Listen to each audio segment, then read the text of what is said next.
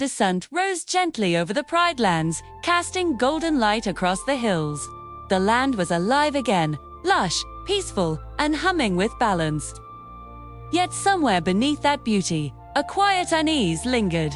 Kaira had brought back the roar, an ancient power that reconnected the land to its soul.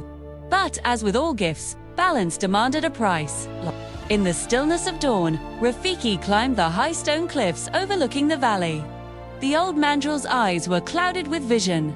He could feel a disturbance, a ripple in the circle of life. He whispered to the wind, "When power awakens, so does the shadow that once held it." Far beyond the green plains, in the forgotten outlands, dust swirled around broken stones and dried bones. From the ruins, a lion emerged, scarred, strong, and heavy with age. His mane was streaked with silver, his eyes glowing faint gold. His name was Rocker, a name lost to the world, but remembered by destiny. Once Rocker had ruled beside Scar's fallen pride. He was not evil like Scar, but consumed by his brother's hunger for greatness.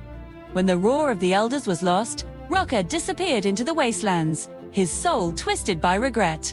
Now, after years of silence, the roar's echo had awakened him. He could feel its energy pulsing through the earth.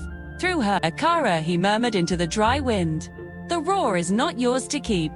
It belongs to the blood of the first kings. He lifted his head, and the sound that escaped his throat was not a roar. It was something older, darker. A growl that made even the vultures scatter from the skies. Back at Pride Rock, life went on as normal. Cubs played in the morning light. Kovu trained the younger lions, and Kaira watched from above, her heart both proud and uneasy. She felt the pull again, the urge. The earth trembled faintly beneath her paws. The roar within her stirred, restless, almost alive. Rafiki came to her, his staff clinking with old beads and bones. "Child of the Pride," he said softly, "the roar you carry is not just a gift. It is a memory reborn. Someone out there remembers it too." Kaira frowned. "You mean, I'm not the only one?" Rafiki nodded gravely. "The roar chooses its keeper, but it also remembers those who once tried to command it." That night, the stars dimmed behind drifting clouds. Kovu found Kaira standing alone on the ridge. She didn't turn as he approached.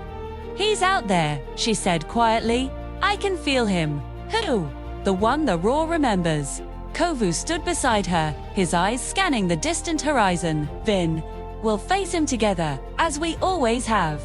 But the next day, when the sun reached its highest point, the earth shook. The elephants trumpeted in fear.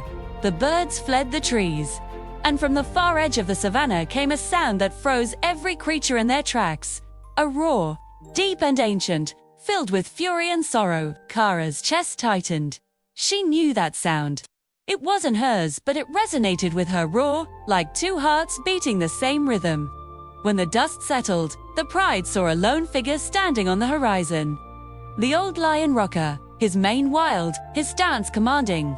He looked at Pride Rock with eyes full of history. "The roar was mine before it was yours." His voice rumbled. "You've awakened what you cannot control." Kovu stepped forward, muscles tense. "The Pride lands are under our protection. Whatever you seek, leave it." Rocker's gaze shifted to Kaira. "I don't seek war, young one. Only what was lost." But the roar won't rest until it remembers its true master. The air around them trembled, the roar inside Kaira responding instinctively, calling to his power. Lightning flashed in the distance, though the sky was clear.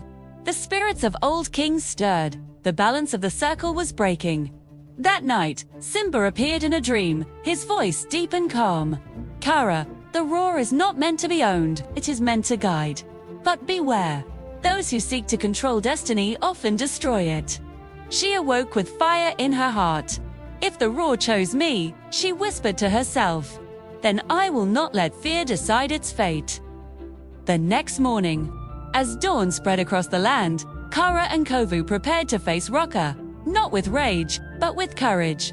Rafiki stood between them, his eyes closed in silent prayer. "The circle always finds its way," he said, "but this time, it may roar louder than ever before." And as the first rays of light touched the land, 3 lions stood facing one another, past, present, and future, colliding beneath the rising sun. The wind howled, the ground trembled, and the destiny of the roar began to unfold once more.